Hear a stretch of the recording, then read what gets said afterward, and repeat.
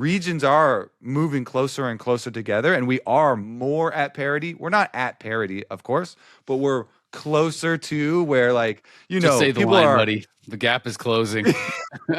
the gap is closing. All the gaps, all the little gaps are closing. Except the one everywhere. between us and EU, which is getting bigger, much bigger, massive, enormous even.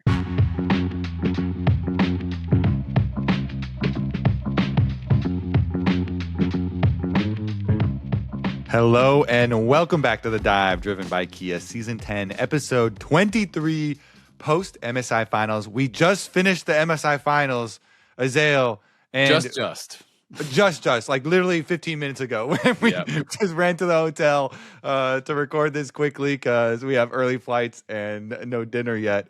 But we're also like, at least I'm still in shock of how the fifth game ended. The finals were crazy. It was back and forth, and it built up to this the ultimate, actually, the fifth and final game.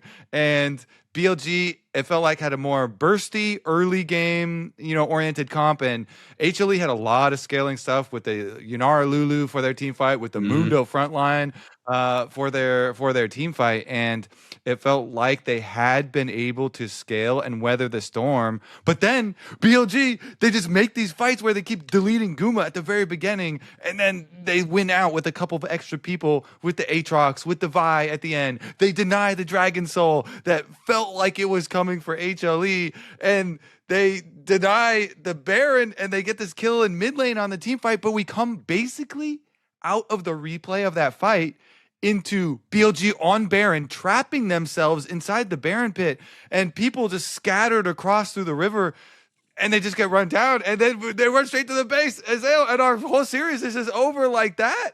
It's crazy. Even though we had the feeling, with the comps, it was like, oh, HLE is probably going to win, but then BLG make this move that make it exciting and make you think they have it, and then their game plan it went crazy. Yeah, I mean, I was completely mind blown. Like, it was, Kobe and I both looked at each other after it happened. We're just like what the hell? Because I mean, to me, I felt like BLG, like on paper, they're kind of outscaled a bit, but they can obviously win if they get really good angles, if they get really good engages onto the back line and they kill off Guma fast. It's hard to do, but it is possible. And this team is playing insanely well. Yeah. Does it multiple times in a row. Yeah, multiple times in a row, they pull it off, and then they go to the Baron. I'm like, okay, what are you cooking? Like, you're gonna look for a turn. Someone's on a clever angle. Something's happening, but they're going over to this Baron, and it's just Knight on the side. Viper is still just hitting the Baron. Shun is still just hitting the Baron. So you don't have any ability to really have an effective turn without the Vi and without the full combo. Like, it has to be everything sent on Guma. And then Zeus walks up, he spots Knight, and he's just chasing Knight out. And I'm like, okay, they're gonna turn, because the Baron was still over 10,000 health, and they just stick to the Baron this whole time. Knight gets completely pushed out the side, and I was just so flabbergasted that it's like they're literally getting auto-attacked by HLE, and they're still hitting the Baron, and Knight has been pushed out almost all the way to where, like, that the tri-brush by the tier 1 tower, and it was just crazy. And Zeka goes in, steals Vi ults Viper with the stolen Vi, and still they are hitting Baron. And I'm just like, what is happening? It was crazy. And of course, I mean, Guma's completely untouched, and like the fight goes bad as you would know it's going to, given the way that it started. And even the Baron gets stolen, but even if it didn't, it wouldn't have mattered. So it was one of the most shocking ends I have seen, I feel like, ever to an international final, like of teams that high level. It was just crazy. I couldn't believe it. Yeah, because it felt like they were so honed in on what they needed to do with get these flank angles. And they had just like super blast coned into the back last time and deleted Guma. And every time they had laser focus on this. And then the laser focus, and it comes out and they're like, well, actually, we're going to have this weird setup where we're trapping ourselves, actually, and everyone's spread. And we're not, it was a crazy ending sequence. I will still say, like, it was it was a sick finals. Like, it was back and forth. We got the full 5 games. Yeah, because So that was definitely cool with HLE fighting their way back, by the way, after losing in the upper bracket final where BLG Yep. very securely, beat them. And then Lyon also. I mean, we'll get to Lyon in North America at this tournament as well, but Lyon also pushing HLE so far that, oh my goodness, game number 4, I really thought we had it, and we got crushed Yep. by this fight by Red Buff where we're invading, and then Zayas Swain, he puts down the eyeball, this I like how you're this like, we'll get comical to this, and then spell. immediately you just can't help Yeah. it. My brain right now after NA on the our day brain. of doing the league classic show match into the finals and then into the Yep. game 5 craziness. It's a long day. I mean, like we'll go into the NA stuff for sure, but yeah, I mean the finals was insane. One of my favorite international finals that I've gotten to cast that I've watched. I mean, it was a really really good one. All 5 games, crazy fights, really clever picks. Zayas I thought came up huge in the last couple games with the Swain and the Mundo. I loved that for once we actually saw the Warmogs rush too in such a smart position where he did the triple belt into Warmogs. He did the triple belt, which I thought he was going to do Warmogs in the previous game, but he still just went Heartsteel after. I was like, okay, buddy, you baited me. But this one was so smart. Like that was really cool to see because they have this PowerPoint of Guma, and you're in this weak early matchup as a Mundo, but then once you get to the Warmogs, you just shrug off every trade because you're healing full every wave. So Ben can no longer push the advantage, and then it felt like okay. Now HLE have it for sure. Guma's way ahead. The top lane advantage doesn't matter anymore. But then, like you said, these crazy, crazy fights where BLG are just finding picture perfect engage over and over and over. I feel like On and Knight were playing insane. Shun was playing really, really well, and like I was mind blown that they even made it close. And to lose like that, I think is crazy. But definitely a very, very good series, very back and forth, and it was just a really fun tournament overall because these pocket picks and these different picks that people had that weren't necessarily like played by anyone else became so important. In game 4 in both the series, the last 2 series for HLE, they won with the Swain, and it's like no one else was playing that, but they found these angles where it became so important. Yeah. Well, didn't Knight also like play mid? Yeah, he played Swain. Yeah. I So just yeah. mean like top lane and stuff, and there was only 3 plays of Swain in the whole event, I think, if I recall. I'd have to Yeah. double check. And they were all picked in really good spots, where the Swain is Yep. going to be able to be this sustain immovable object if you can't like keep him down early. The one versus Lion, oh my goodness, it was frustrating because Lion actually did a very good job of attacking him a whole bunch, the Swain, and like trying to keep him down. Isles was smurfing on one on this Pike game. He earned a brand new Pike card after having a terrible Pike game at this tournament, and now having a absolute turbo Smurf game, and then they barely lose out in that one. Like we were talking about the red buff fight and stuff, but yeah, the picks, the individual, counter picks, and then we're like, Hmm. how deep are we going to go into the mage's bottom lane? But then, Hmm. in the end, in the finals, there's still, mostly a lot back on a lot of 80 carries and stuff. 80 carries. Has been Yeah. has been really cool. Yeah, I thought going into finals, BLG, part of the reason I thought they were gonna have a big advantage was I was kind of expecting Viper to be cooking on these mages, right? Like he had that Talia game from I think their previous series where he played really, really well, and they did this like Talia Leona as an answer to Camille that I thought was really smart. Like I loved that as a meta development. I thought it was so smart to attack the Camille instead of attacking like the partner of the Camille because this champion has to play aggressive and kind of just get focused down by some of these really good CC answers. Like Leona's way tankier, Talia, obviously Unravel there stuns her up when she hook shots, and I thought that was cool, and I was kind of expecting that in this series. I still think that Viper played really, really well, but one of the biggest differences throughout this series was kind of the change in playstyle from HLE because HLE are known as, they focus on solo lanes and Guma's Mr. Weak side. And I thought that it was really smart when, Guma was playing so well. Even in their losses, I felt like Guma was playing so well, like in the Ziggs game, for example. And, they were just kind of like full sending it bot. Like it felt like damn near every game, he is down there. Convey is down there and getting him these advantages, zoning Viper off waves, pulling off dives. And I just thought it was smart. I mean, it was probably pretty unexpected because that's not the playstyle they've been playing at all. And Guma had been playing super well the last couple series. So I thought it made a ton of sense and it paid off for them big time. Yeah, getting him these actual, carries like Unara Lulu combo. You want to play to that. You want to get him some money so he can carry some team fights. And then the other one with the Zaya Rakan combo as well, similar thing because they're going to need that extra money and need those multipliers. So I mean, yeah, it was definitely very cool, and to see the adaptations and the evolutions of a lot of the teams at MSI.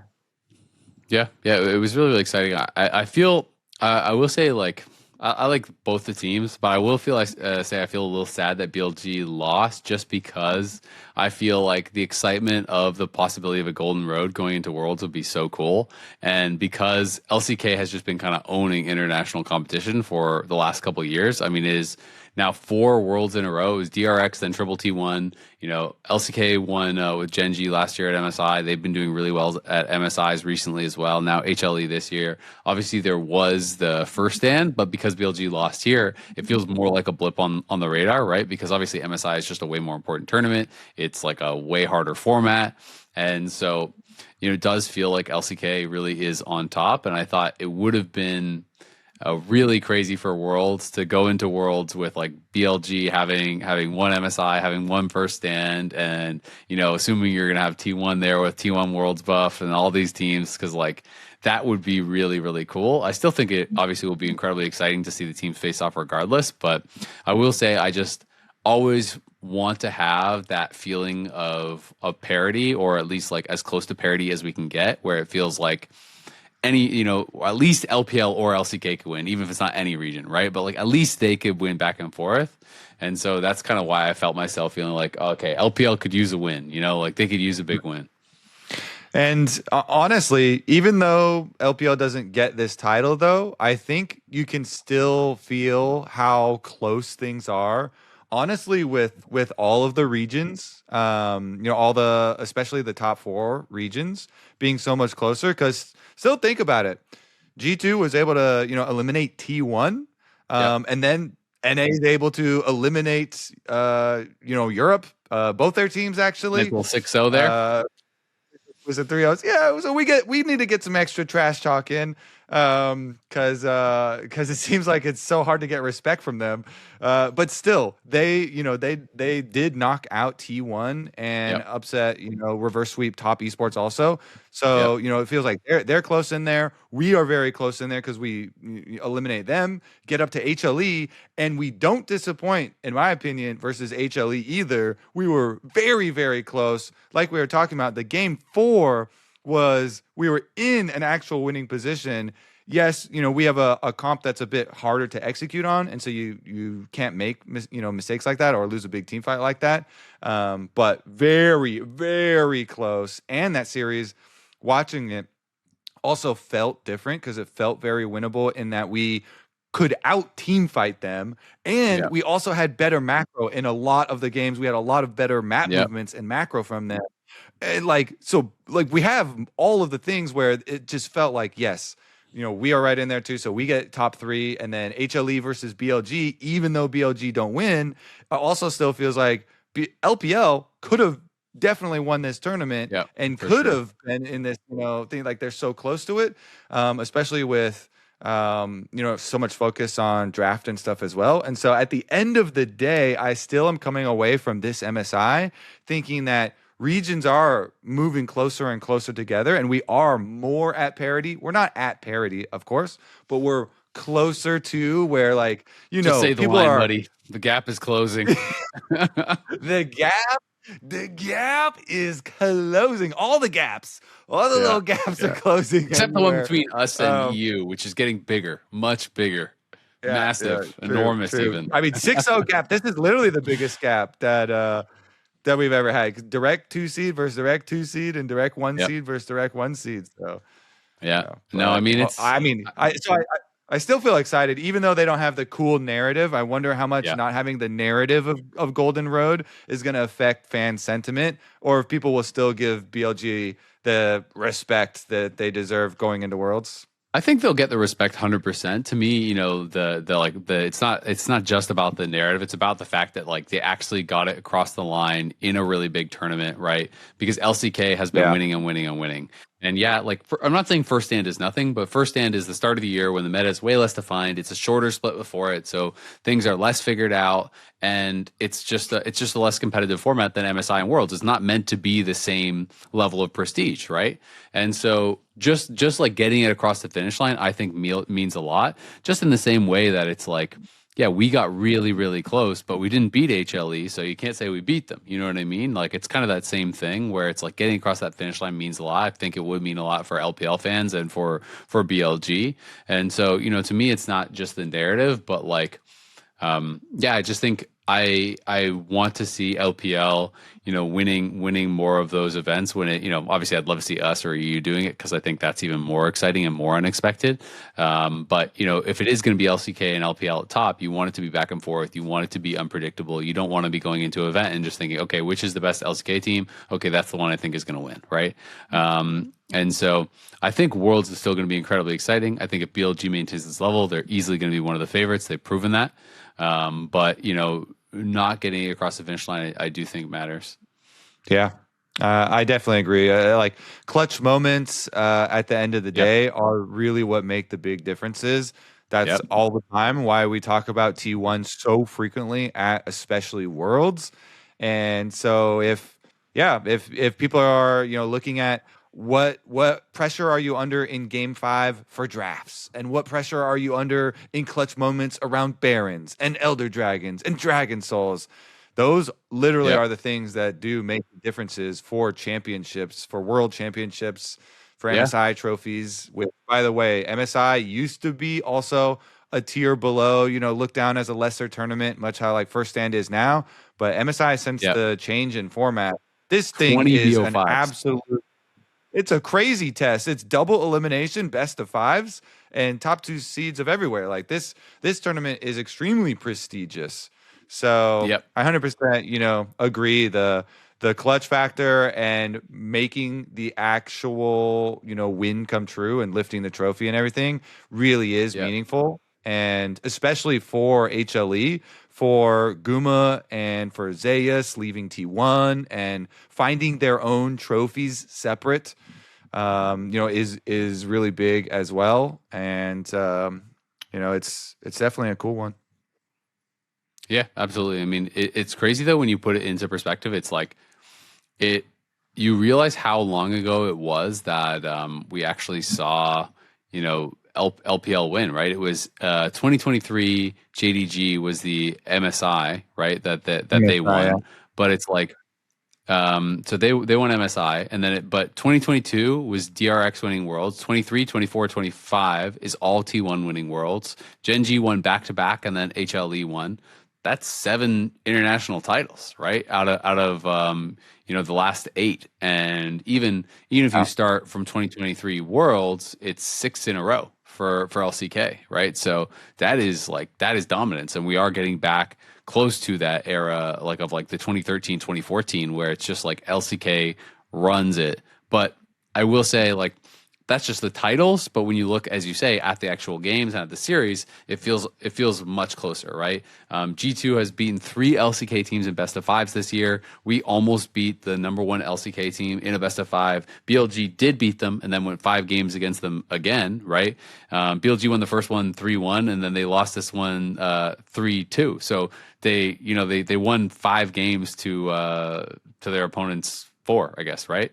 So it's 5-4 series in BLG's favor, but they lost the one that counts. And so it's definitely the individual games and series are very, very close and very, very exciting. And it is cool because I think not even just looking at the HLE one, but T1 versus TL, which we talked about, they had very competitive games. They were in spots where they could actually win. You look at Lyon versus BLG, we got swept, but all three games were within a team fight, right? And this is situations that it's like if you're a newer league fan, you may not realize, but like so many of these games in the past, it was so rare that you were even competitive for like 15 or 20 minutes. So many of these games versus top LCK and LPL would just be your team getting blown out instantly and you couldn't hang on it anyway. And now, as you say, we're like matching them a lot of times in lanes. Even when Lyon was falling behind, they'd find a fight and come back. They're out macroing them. They're playing on the map well. They're like their game plans with their drafts are really, really smart. So it's been super exciting. And I feel like even with the loss in that game 4, game 5, where we definitely could have won, and we can talk more about that. I still think it's one of the best runs ever for NA. We beat 3 number 1 seeds from different regions, and we were arguably one team fight away in game 4 from beating a 4th number 1 seed from another region, making it to an international final in an insanely hard double elimination, only best of 5 format. So I think Lyon should be super, super proud. The G2 series was like, honestly, really one-sided. They stomped them, and it was super impressive. I feel like Isles has had an amazing event, and I know he's like super hard on himself. I don't know if you saw his exit interview, but like, he was almost in tears and felt like it was kind of on him, and he hadn't played well enough. He's talking about versus HLE, his Poppy game in particular, which I was surprised by because I thought his Poppy game was really, really good. But like, I'm sure he has specific things that he thought he should have done differently, or places he should have been, or things like that. But I thought he had played incredible. And I mean, his bounce back, like his first Pike game, first Camille game, we talked on the last episode of Dive, those were horrible. Then he played Camille again versus TSW, smurfed it. Played Pike against HLE, absolutely was going God mode. And it's like, we're not even playing like, oh, just do nothing and scale and we got lucky. Like, we're playing hard to execute crazy stuff. We're giving over Nocturne Oriana to HLE and beating them. We're beating Caps on his undefeated Oriana. We're smurfing on him. Yeah, literally fighting our way out of giant deficits versus LCK teams. It's literally, you're talking about the past and how it used to feel. It used to feel like, oh, we could get a 5K gold lead, and then it never is going to matter. And it's also very rare that we would ever get a 5K gold lead. But now we're literally coming back from, I don't know what the gold lead on the Inspired Skarner game, which was at least a couple thousand. A really, really rough Skarner game from Inspired. In that game, after the mid fight where they like juke them and then turn the whole fight around, and then they win the next fight, it's like an 8,000 gold swing from how far behind they went to how far in front and stuff. And they're fighting their way out of moments. They're not showing fear at all on stage. And I do really want to praise Isles because we were flaming him after the poor performance Pike game where he's like missing everything. And this one, he literally was carrying the team. He was, I think, the best player on the team in that one, and had been doing so much. So like I hope that this Lyon team sticks together, because remember, they're still very young. They literally put this team together this year, and at the beginning of the year we checked the tapes. Maybe we'll look back at some early dives where we're like, oh, a lot of the community sentiment is that they're gonna yap at each other and the team's gonna rage and break up. Yes, they're talented individuals, but can they work together? And it really seems like they have gotten so good at working together that the narrative now is like, oh my God, they're always smiling and joking with each other and playful banter flame on stage. The like telling each other to shut up started as like, uh-oh, is something wrong, to like, look at him. They're so comfortable with each other that they like mock each other, and like, they're talking about in all their interviews how nice it is that everyone's open and honest about the critical feedback, and how great it is that like they're all on the same game plan. It makes it easier to play when they're focused. And so I just think the trajectory for this Lyon team is going to continue, up and to the right. And it makes me very excited for us at Worlds and further international competition. I hope they can stick together, and throughout all the crazy stories with them bringing on Castle and Dokla, having to like play for his spot and the motivation, and then he also had some amazing games at this tournament, some really amazing ones. Yeah, completely agree. I mean, you touched on something that I wanted to talk about too, which was the fact that they like reference in interviews like how much they value the direct feedback and like the open, like honest talks and stuff that they have, right? And I do think if you can get to a place where you have that mutual respect and you know it is coming from a spot of like, hey, we are trying to make each other better, right? And it's not like aggressive, it's not like attacking, it's not cutting each other down. It is coming from a place of like, hey, this is what you did wrong and this is how we can fix it and this is how we will get better together. And it feels like they have gotten to that spot. And I think a lot of teams, it's very hard, if people have fragile egos or if they are, just like maybe too aggressive with each other or just not on the same page on what they want from kind of their work culture. But like Isles has said it, Berserker has said it, like, they're all, Dokla has said it. They're all talking about the fact that they really, really value that they have this team where they come out, they're honest with each other, they can talk through their mistakes, and they are getting better as a result because they're getting onto the same page. And I think, we had incredible moments from a lot of different players. Berserker, I think, was a super standout throughout many of the series. Saint had some unreal games, but so much credit really is deserved by Inspired, right? Inspired is the guy who, and they all say it, is shot calling the team. And it's like, oftentimes when you think about the like traditional shot caller role, when you think about like old LCS, people would talk about these shot callers, that it was like someone who wasn't doing as well in game because their responsibility was thinking so much about what everyone should be doing. You know what I mean? Like they couldn't focus as much on their individual play because they had to think about what everyone was doing and what was best to do next. And it feels like Inspired does both. And I think that's so incredible that he has such an understanding of how the game should be played, how the comps should interact, how everyone's lane should go. And he's able to both perform on an individual level at a ridiculously, high clip, and also be shot calling exactly what you should do, which objectives to go to, which to give up, what to fight, where you're strong. And that is like a really unique talent. And so, he is deserving of so much of that credit too. And it's pretty cool.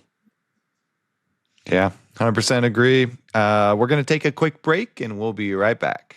Dude, this lobby is kind of comfy. It feels different. If this is different, I like different. I'm staying right here. Are you guys serious? We're about to get into game. Emily, let us enjoy it. You guys need to lock in. Maybe this'll help.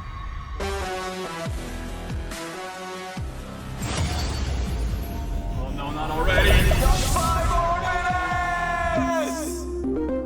Welcome back to the dive driven by Kia, talking about MSI, talking about Lyon, and we obviously have touched a little bit on the series and stuff that they did finish up on. They did have some pretty incredible games against HLE. Game 4, you've touched on it a bit, but Game 4 was so heartbreaking, that jungle fight, man, where I thought when I was casting that series, I thought we were gonna win. Like Isles Pike was getting so fed. And he was getting so many alt kills. He was doing these sick mechanical outplays of like getting E-Flash onto Zeka to follow his across the veil when he went invis. He was just everywhere. He was picking on Zeus constantly, and Zeus was getting put behind the pace of the game because of it. And everything was looking like we were in a spot where we were going to win. And then this one fight that you're talking about, this fight at over by enemy red buff, where I think maybe one of the Lion members got spotted on a ward and didn't know it.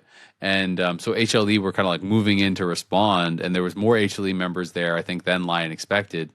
And Saint TP's in on the Annie and gets trapped instantly on TP. And I feel like he just either thought he could walk out and then re-engage after, or he just had a panic moment because he didn't drop R, he didn't Q or W, and he just like ran straight away and died. And I felt like even if he had gotten off his spells and then died, you might have had a fighting chance. But that fight just was like just such a gut punch, man, casting it and watching it. And I was just like, I felt in my heart of hearts when I saw that fight and CS lose that fight. I was like, we just lost the series, because these teams are so good. And when you get them in those spots, you just don't get a lot of chances to actually finish off a top team like that.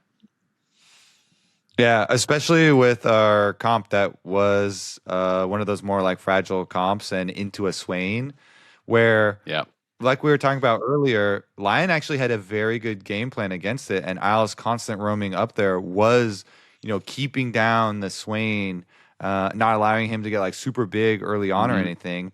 But then when this tragic team fight, the fight of the red buff, where we're trying to push our lead, does go wrong, then you do have that crushing feeling where like, okay, well, now this guy is going to be very healthy and he's going to do so much damage that it's going to make the team fight like this giant circle where you can't really get into. And so you have to get so crazy with how you're playing the team fight to work around it. And that remained true. You know, when he showed up on the bottom side, I thought we actually had another, even after that fight, we had a good setup where I felt like they baited Kanavi in, and the Nefiri immediately ulted and used the W, and then we killed the Nefiri, but Swain showed up. And Swain showed up in the middle of everyone, and then they can't get away. Zeus is hitting all his never moves, and they have the Rylai's also, so he's slowing everybody and hitting the never moves, and they walk you down, and you're like, no, we were building it. Talking to Dokla as well after that game, he also felt a lot was on him because they did spend so much to get him fed on the Jace. And so, he was feeling a bit hard on himself as well as like, I should have done more with the money that I had. And so at the end of the day, it's another one of these close, but not actually, pulling it off here against these really good players. And I do still like that we had the confidence to play some of these things where even if we have not shown that we're comfortable in it regionally, and even if we have had a recent poor performance on one of these champions, they don't care. They run it back and they perform better the next time, So I really the series gave so much. Honestly, I came in. That's why I came into finals day. I'm tired too because of the adrenaline, spike and then crash of the previous day with the Lyon versus HLE series going through it for real. Yeah. I mean, back-to-back 5-game series is definitely It's like the emotions up and down, especially that Lyon series. I mean, game 5, they went in, and it was like after the last game 4, like I said, I've kind of felt like that was the one that you had to get.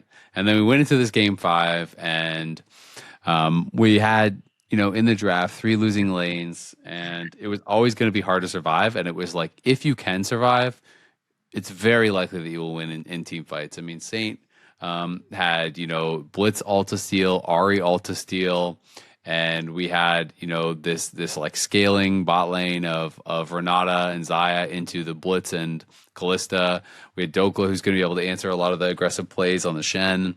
But they kind of just had, obviously they were going to be on the back foot. We knew that. And then they had this one fight down in bot lane that just went so bad where Zeus just lived with no HP, and Delight hooks Saint over the wall off of him into the tower. So he keeps Zeus alive. He gets a reset on the ult. Saint gets pulled into the tower and can't kill him.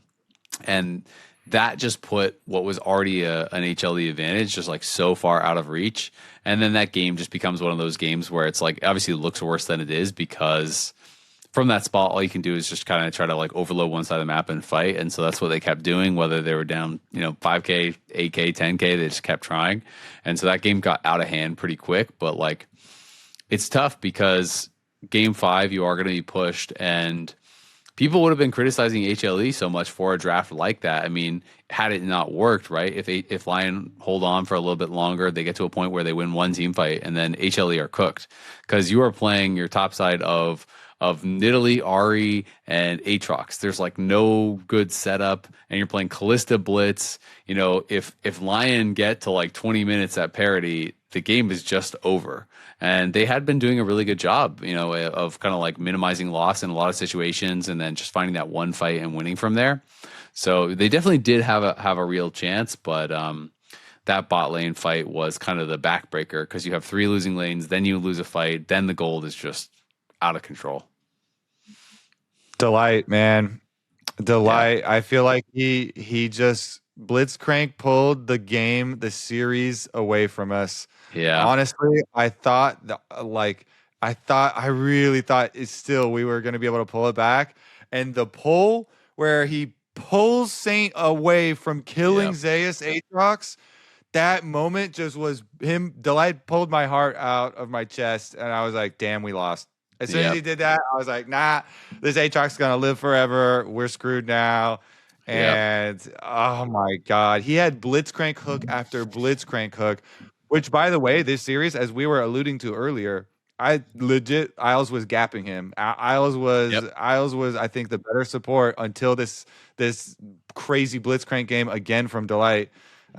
Which I think he still has like a 90% win rate or something. But in lane, he was making the plays where he would flash, burn the flash off of Berserker. Then he hex flashed over. They get the kill, and then he's like doing these crazy hooks where he's saving people. Also, it's like, oh, bro, like let us have it. Yeah, I mean, especially because it's now happened 3 times with Inspired, right? It was 5 games BLG, 5 games Gen G, now 5 games HLE. So it's pretty heartbreaking that's happened. And then he also had a best of 3. I can't remember. Didn't he have a best of 3 where they went 1-2, where it looked like they were in a good spot too?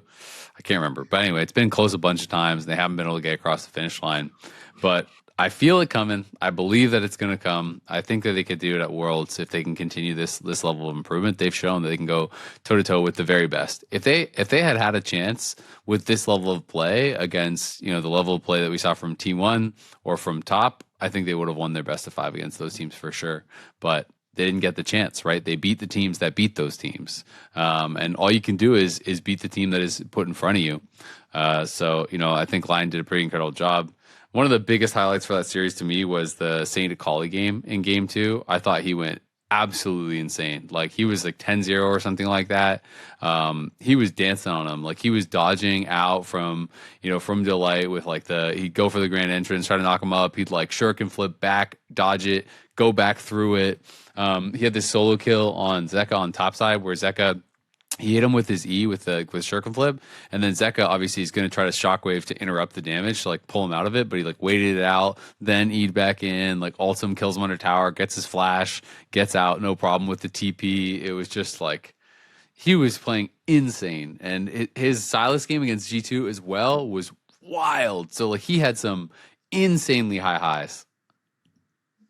Honestly, I love also how cocky our team is sometimes. When Saint is dancing, Saint is literally dancing in game 5 at him with the Silas when they get him hella low, and then like Inspired is going over the top versus G2. You're doing your wave there, and he's like, "Hello guys, wave back. Why aren't you waving?" And I mean, honestly, I love it because the team is also balanced by mega humble Isles and Dokla. So like we've got our like cocky kids, and then we also have our super humble nice guys. And it just this team has really made me a fan very quickly. Being put together here, and fun to watch. They definitely are fun to watch, and it also helps a lot that they found some real success for our region when I really think we need it right now. We really do need it. I mean, honestly, we viewership numbers are down, and so we need to pump that back up. And this is a good way to do it. Get some good performances. We have been talking about a lot of these players' personalities really coming through with even some of the teams that did not get here.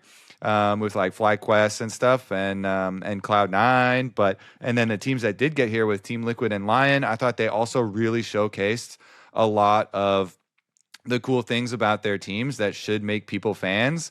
Spawn giving some, I thought, really good, coaching speeches, which they put out instantly, and they're like, doing content while the series is going, and then Lyon as well. Everybody can like choose which people they like. Do you like the big dokes, topside, constantly being underestimated and not being on a team? And every post-game thread is like, everybody's better than Dokes until it's time to be better than Dokla.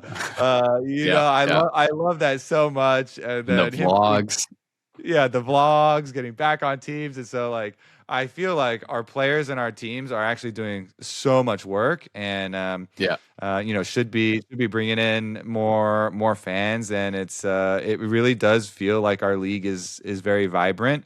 I was like, I ambushed Cagel's stream, and I was like, you need to pick a LCS team to be a fan of. This was after the G2 got eliminated, so I was like, you probably should pick an LCS team, because he always picks an LCK team or an LPL team if the Shy is playing.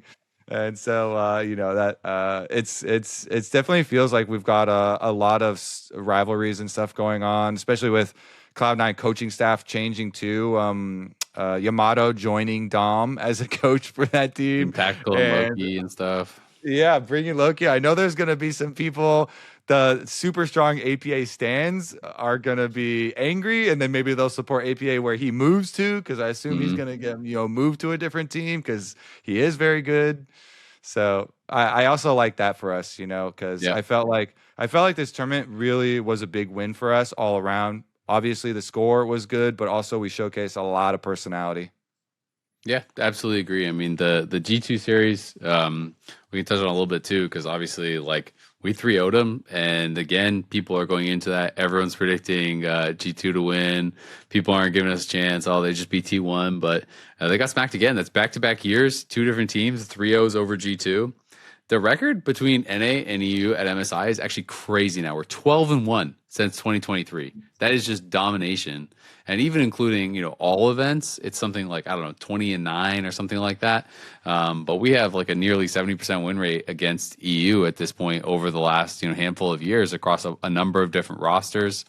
And so, it is really impressive how well our teams are doing against this region that, has been our big rivals for a long time. I remember early years when I came in, at one point we had this like all-time record head-to-head that ran during Worlds, and it was like, you join up, everyone talks about NAEU, you kind of seem, it's probably pretty even, whatever.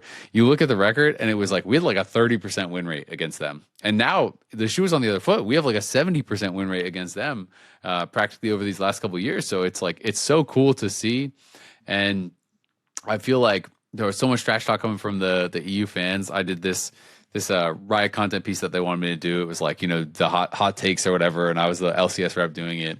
And my 3 takes were Jose Dioto, Lee Sin is world class, which I feel like he really showed. That Gliss is overrated. I feel like he showed that too. And then Inspired being best in the West. And I was getting flamed for all 3 from European fans. And I feel like our players showed up and our players showed out. And Inspired, Super Gap, Skimond, Labrov, I thought was going to be like the big advantage, or one of the big advantages, potentially for G2. But I felt like Isles gapped him. It was really kind of like domination across the board. It was such an incredible series from Lyon, and so comfortable. I mean, Saint was playing amazing on his Silas. He was just breaking hearts from G2, and it was just really, really cool to see how well our team played across the board. It wasn't just like one guy, it wasn't just one thing, it was everything. Yeah, I have had it's funny, and it's also kind of frustrating because I've had a lot of good experiences with EU fans, and there are a lot that are like compliment, like very respectful, and it's like the you have respect for your rival type thing. But then there's also all the comments that like, as soon as you eliminate them or 6-0 them, then they do a couple of attacks. Either the attack is, well, fine, you beat us, but it doesn't matter because you haven't beat an Eastern team in a long time. Or then they also do the other attack of all the imports on your team. Even though America is a melting pot, and has had all of all the immigration. So I mean, it's like there are a lot of respectful European fans that do like grew up watching LCS also, and do have like a team from each region that they support. So it's cool, but then it's also frustrating when you see those the other ones, right? Yeah, I mean, I think it's like every region has their vocal minority of fans that are going to go out there and maybe be going a little bit too ham sometimes with how aggressive they are. And yeah, I agree. I mean, I never have had a bad experience in person when I meet fans from any region. They're always so kind and so friendly, and like, excited to see you, excited to take a picture or whatever. And so, no, I mean, I have a lot of love for the European fans and for all the European casters. Obviously, we've known these guys for so long at this point that we're such good friends with them. And so it is kind of like much more of that friendly rivalry. But I will say it's like when it feels like your teams are getting beat up, or you're getting beat up on social media or whatever, and people are flaming you for your takes and this and that. It's like it felt nice that the NA teams had my back, and it's like, haha, you guys are all saying Lion's gonna get stomped. Everyone's predicting 3-0 for G2. So it was it's nice to see the teams get some respect, because they're deserving of respect. This has been going on for years now. The NA teams are doing great against EU. They're not going to win every time, and I don't expect them to win every time. G2 is an amazing team and have beaten 3 LCK teams this year. G2 could come back and beat one of our teams at Worlds, absolutely. But I do think our teams and our region has shown that they are deserving of respect, and they should not be underestimated by any of these European teams. I also do love, by the way, we had a lot of previous imports, North American imports, that came out and were like defending and trash talking, on behalf of us. And I'm like, River and stuff, and everyone's kind of getting in there. So they too feel the pride, right? And too feel like the constant like trash talk gets on you. Like you wanna clap back. Yeah. So. I want to fight back. Definitely good. Yeah, and it was a great tournament for us. So I really did enjoy this MSI. We did indeed clap back. Yep, it was a fun tournament, very tiring one. Kobe and I have been here since the very beginning of plans and everything, and basically both of us have basically been on every single show day, pretty much the entire event. So. Long days, long hours, but definitely a lot of fun, and proud of how our teams played. And hopefully, everyone who's watching this, back in NA or wherever you are in the world, has been enjoying the tournament as well, enjoying the podcast. And we are going to cut this one a little bit short because honestly, we're just exhausted. It's 10:30 at night here, and a lot of back-to-back days. So we're going to get some food, and we are going to head back to LA in the morning. So much love. Thank you, everyone, for tuning in, and hope you all have a great night. And that'll wrap it up for us here on The Dive, driven by IKEA. But be sure to subscribe to us on Spotify, Apple Podcasts, and YouTube so you don't miss an episode of The Dive. Also, leave a comment. LCS is going to return this Saturday, July 25th at 1 p.m. Pacific as FlyQuest takes on Lyon. We'll see you all there.